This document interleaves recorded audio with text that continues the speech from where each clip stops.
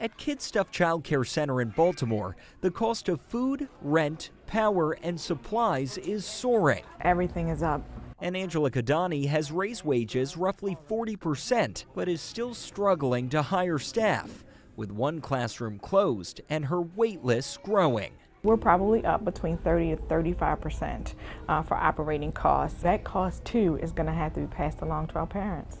This fall, she'll raise tuition at her nonprofit for the third time in 12 months. In all, up 30%. For some families, thousands of dollars a year. What would happen if you didn't raise tuition prices? We couldn't survive. We wouldn't stay open.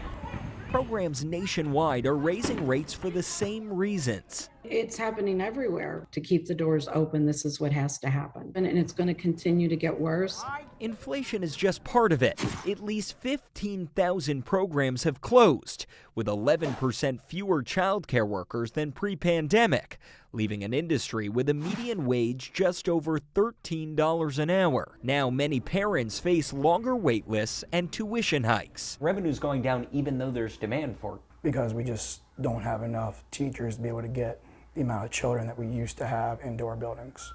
Sean Toner owns Beach Babies in Lewis, Delaware, a childcare desert. He's raising tuition 8 to 10% this fall for the second straight year to offset inflation and raise teacher wages to roughly $14 an hour. I don't want to be that person that's driving away the parents. You go to sleep. Jessica Gebbia is a teacher at Beach Babies, and her 5-year-old son comes here for daycare. Most of my paycheck is going just to have him here, and that's rough because now we have gas prices, food prices, everything's just going up and up. Have you thought about leaving the industry? I love what I do, and I can't. These children need teachers who do love what they do. But many mothers have left the workforce, part of a trend. As of May, women's jobs made up 88% of those lost in the pandemic. This is Jasper. Towen Zhang and her husband have struggled to afford childcare in San Diego, $370 a week, since her employer cut her hours in half. So she flew her sons to Taiwan to stay with family as she looks for a second job.